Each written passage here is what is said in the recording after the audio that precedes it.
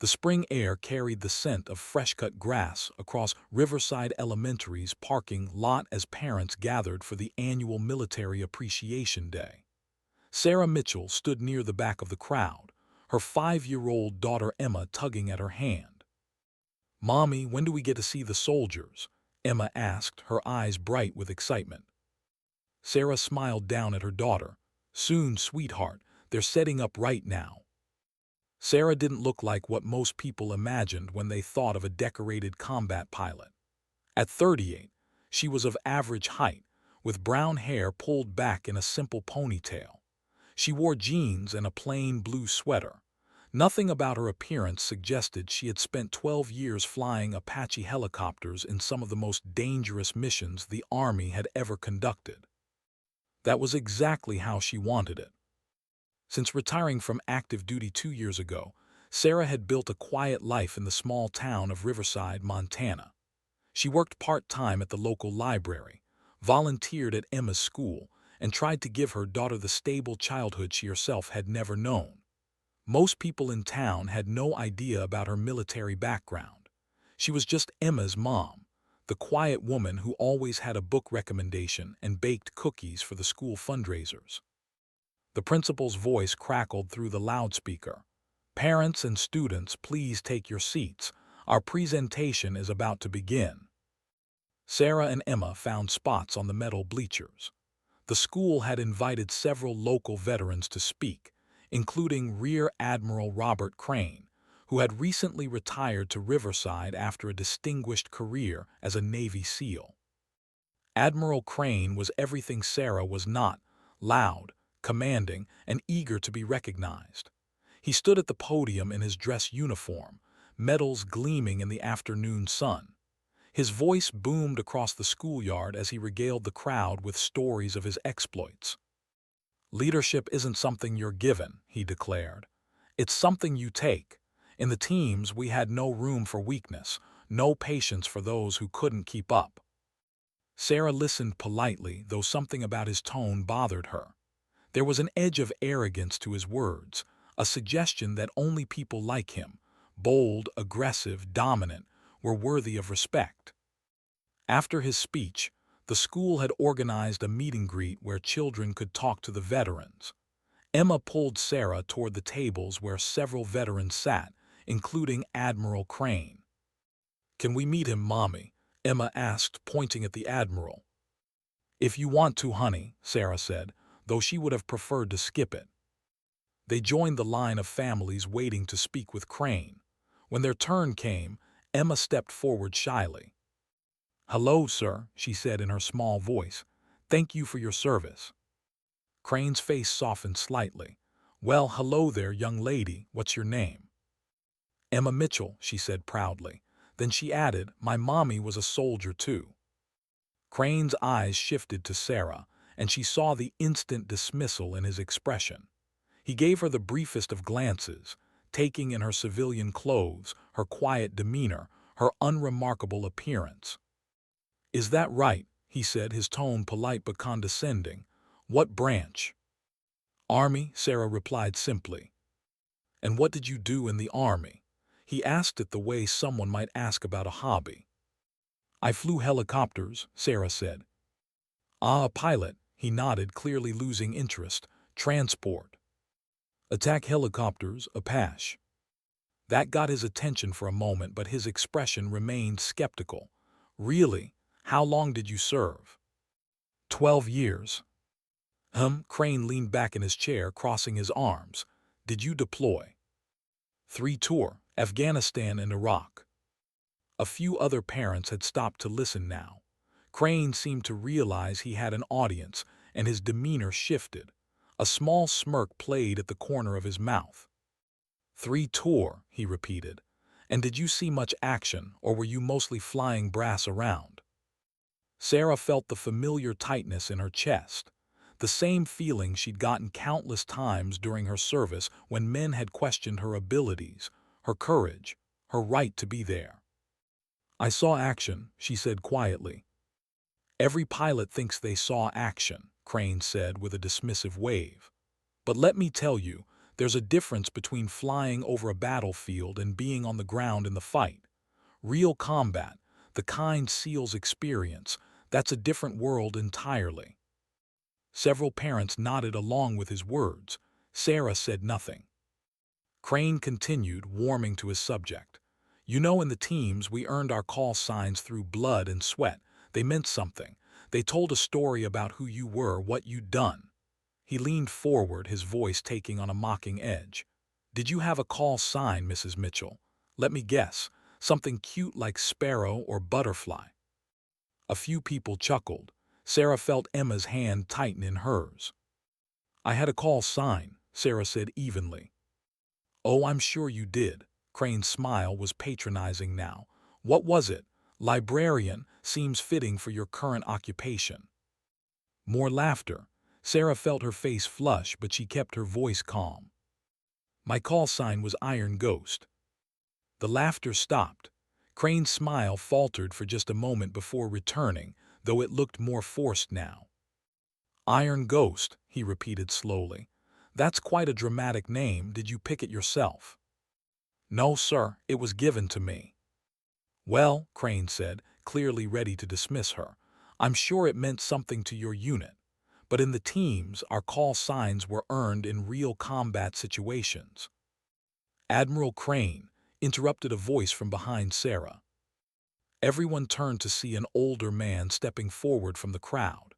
He wore a veteran's cap with the Army aviation insignia and walked with a slight limp. His name tag read, Colonel James Hartley, U.S. Army, retired. Colonel, Crane acknowledged with a nod, seeming pleased to have another high-ranking officer present. I couldn't help but overhear, Hartley said, his voice carrying authority despite his age. Did this young woman just say her call sign was Iron Ghost? She did, Crane replied with barely concealed amusement. Hartley's expression changed completely. He turned to Sarah, his eyes widening. Captain Mitchell, he asked. Sarah felt her stomach drop. She nodded slowly. The colonel's face broke into a mixture of shock and respect. My God, I never thought I'd meet you in person. Admiral Crane's confident expression began to fade as he watched the exchange between Colonel Hartley and Sarah. The small crowd that had gathered grew larger, sensing something significant was happening. You know this woman, Colonel? Crane asked, trying to maintain his authoritative tone. Know of her, sir, Hartley replied, his eyes never leaving Sarah. Every Army aviator knows of Iron Ghost, hell. Every soldier who served in theater during her time knows the stories. Sarah wanted to disappear. This was exactly what she'd moved to Riverside to avoid. She had left the military, left that identity behind. She was just a mom now, just a regular person trying to give her daughter a normal life. Mom, Emma whispered, confused by the sudden shift in atmosphere. Stories? Crane's voice had lost some of its certainty. What kind of stories? Colonel Hartley turned to address the crowd. Iron Ghost flew 147 combat missions over 3 deployments. She has more confirmed enemy kills than any attack helicopter pilot in modern Army history, male or female. Murmurs rippled through the gathering. Crane shifted in his seat, no longer smiling. But that's not why people know the name, Hartley continued. They know it because of what happened in Sangin Valley, Afghanistan, in the fall of 2018. Sarah closed her eyes. She had spent years trying not to think about Sangin Valley. Colonel, she said quietly, you don't need to. With respect, Captain, I think maybe I do. Hartley's voice was gentle but firm. He turned back to the crowd. A SEAL team, ironically, had been inserted into hostile territory for a high-value target extraction. The mission went bad. They were pinned down in a valley by enemy fighters on 3 sides, surrounded, outgunned, taking casualties. Admiral Crane's face had gone pale. The valley was too narrow for most aircraft to operate effectively, Hartley said. The walls were steep, the elevation extreme, and the enemy had anti-aircraft weapons positioned on the ridges. Command was preparing to write off the SEAL team. They tried to send in support twice, and both times the helicopters had been driven back by heavy fire. Emma squeezed Sarah's hand. Sarah could feel everyone's eyes on her. Captain Mitchell was supposed to be off duty that day, Hartley continued. She just finished a 20-hour mission the night before, but when she heard about the trapped SEALs, she volunteered to go in. Her commanding officer initially refused. He said it was a suicide mission, that the valley was a death trap. Hartley paused, and in that silence, Sarah could hear the distant thump of rotor blades in her memory, could feel the stick in her hands, could see the narrow canyon walls streaking past her windscreen. Mitchell went anyway, Hartley said. She took her Apache into that valley flying so low and fast that the enemy couldn't track her. She made 17 attack runs through that canyon, 17, each time exposing herself to enemy fire from 3 directions. She stayed in that valley for 43 minutes, providing continuous close air support while extraction helicopters came in for the wounded. A woman in the crowd gasped, 43 minutes. Her Apache took over 200 hits, Hartley said. Hydraulic systems failing, one engine damaged, weapons systems malfunctioning. Her co-pilot was wounded by shrapnel. By all accounts, her aircraft should have gone down. But she kept flying, kept fighting, until every last SEAL was safely extracted. Admiral Crane sat motionless, his earlier arrogance completely gone. When she finally pulled out of that valley, Hartley continued, her Apache was so damaged that Command didn't think she'd make it back to base. But she did. She flew that dying bird 70 miles back, landed it safely, and only then did anyone realize she'd been wounded herself. She had shrapnel in her left leg and had been flying on pure adrenaline and willpower. The silence that followed was profound. Emma looked up at her mother with wide eyes, seeing her in a completely new light. The SEAL team she saved, all 16 of them, they started calling her Iron Ghost, Hartley said. Iron because nothing could bring her down. Ghost because she moved through that valley like a phantom, appearing from nowhere, disappearing into the canyon walls, impossible to kill. The name spread throughout the military. She became a legend. Sarah's jaw tightened. She didn't feel like a legend.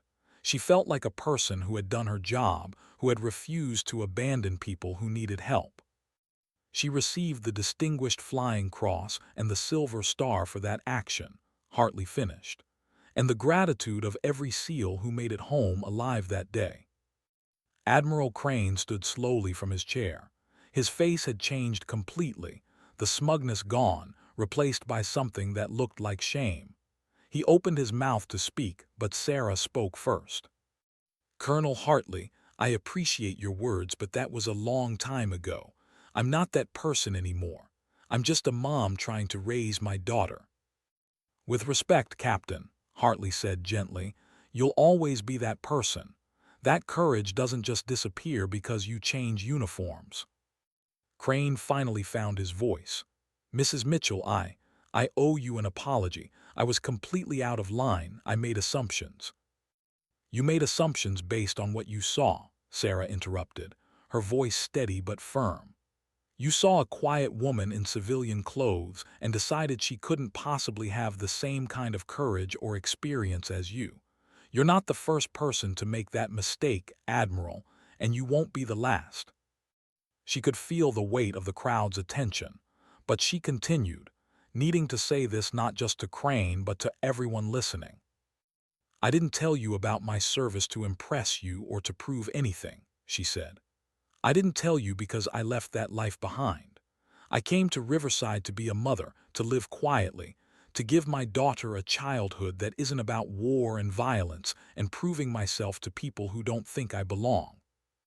Sarah looked around at the faces watching her, parents, teachers, children, veterans. But I think maybe staying completely silent sends the wrong message too. Because there are a lot of people, women especially, but not only women, who serve their country with courage and distinction but don't fit the stereotype of what a warrior is supposed to look like. Emma tugged on Sarah's hand. looking up at her mother with pride shining in her young eyes. Sarah knelt down to her daughter's level, suddenly aware that this moment would shape how Emma saw her, saw women, saw what was possible in the world. "Your mommy was really brave," Emma said softly.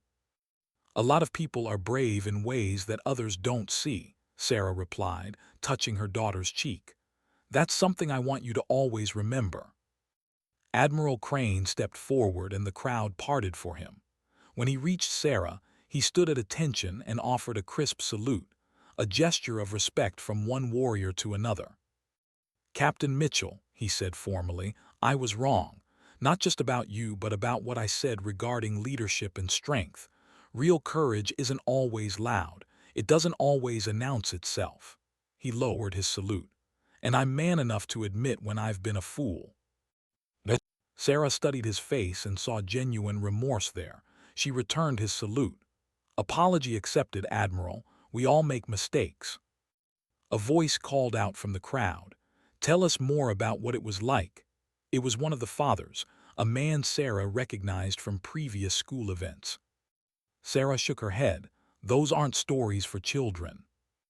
"Then tell us why you stopped," another parent asked. "Why leave if you were so good at it?" Sarah was quiet for a moment, considering. When she spoke, her voice carried to every corner of the silent gathering. "I stopped because Emma's father didn't come home from his last deployment," she said simply. "He was a ranger. He died doing something brave, something necessary. And when I held our 1-year-old daughter and tried to explain why her daddy wasn't coming back, I realized that being brave and being reckless aren't always different things." The crowd had gone completely still. "I realized Emma needed a parent more than the Army needed another pilot," Sarah continued. "I had already given 12 years. I had already paid prices you can't imagine. And I decided that the bravest thing I could do was choose to be there for my daughter, to walk away from the thing I was best at and become something new." She straightened, looking out at all the faces watching her. "So yes, I was Iron Ghost, but that person existed in a time and place where she was needed. Now I'm needed here, at parent-teacher conferences and school plays and bedtime stories. And that takes a different kind of courage, the courage to be ordinary after being extraordinary." Colonel Hartley nodded slowly, respect evident in his expression. "That's the mark of a true warrior, Captain, knowing when to fight and when to come home." The principal, who had been watching with amazement, stepped forward. "Mrs. Mitchell, would you be willing to say a few words to the students? I think they could learn a lot from your perspective." Sarah looked at Emma, who nodded enthusiastically. She took a deep breath. "All right." She walked to the podium where Admiral Crane had stood so confidently less than an hour ago. Looking out at the sea of young faces, she saw curiosity, excitement, and something else, possibility. "I'm not going to tell you war stories," Sarah began. "War isn't glorious and it's not something to celebrate. But I will tell you this. Courage comes in many forms and the quietest people are sometimes the strongest." She glanced at Emma, who beamed up at her. "I learned to fly helicopters because I wanted to prove I could do anything a man could do. I stayed in the military because I was good at it and because I believed in protecting people who couldn't protect themselves. But the hardest thing I ever did wasn't flying into enemy fire. It was choosing to stop, choosing to be vulnerable, choosing to be just a mom." Sarah paused, gathering her thoughts. "Some of you will grow up to serve your country in uniform. Others will serve in different ways, as teachers, doctors, parents, volunteers. All of those paths require courage. All of them matter, and none of them should be judged by how they look from the outside." She looked directly at Admiral Crane. "We live in a world that often mistakes loudness for strength, aggression for courage. But I've seen the strongest people whisper, and I've seen the bravest souls choose peace over violence. Don't let anyone tell you what courage is supposed to look like. You define that for yourself." When she finished, the applause started slowly, then built to a standing ovation. Emma ran to her, and Sarah lifted her daughter into her arms. Admiral Crane approached again as the crowd began to disperse. "Captain Mitchell, I wonder if I might ask something of you." Sarah waited. "I volunteer with a veteran support group in town," he said. "We have a lot of young veterans, men and women, struggling to adjust to civilian life. Many of them feel like they've lost their purpose, their identity. Would you consider speaking to them, sharing how you made that transition?" Sarah considered for a moment, then nodded. "I think I could do that." "Thank you," Crane hesitated, then added, "and thank you for the lesson in humility today. I needed it more than you know." As he walked away, Colonel Hartley approached. "Captain, may I have a word in private?" They stepped aside while Emma ran off to play with her friends. Hartley's expression was serious. "I wanted you to know," he said quietly, "that SEAL team you saved in Sangan Valley, 3 of them didn't make it home eventually, but 13 did. They've had children, built families, lived lives they wouldn't have had without you." He pulled out his wallet and showed her a photo of a young man in a SEAL uniform standing with a woman and 2 small children. "My nephew. He was on that mission. These are his kids, my great-niece and great-nephew. They exist because you were brave enough to fly into hell to bring him home." Sarah felt tears prick at her eyes. She had never followed up on the men she'd saved, had never wanted to know. It had felt safer to keep that distance. "He asks about you sometimes," Hartley continued. "Wonders what happened to Iron Ghost. Now I can tell him. She came home, raised a beautiful daughter, and became the kind of hero who doesn't need recognition." After the colonel left, Sarah sat on the bleachers, watching Emma play.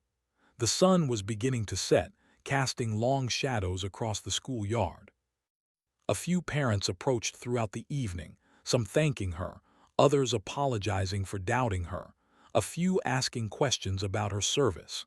Sarah answered them all with grace and patience, but she was relieved when the crowd finally thinned. Driving home with Emma chattering happily in the backseat about the day's events, Sarah felt something shift inside her.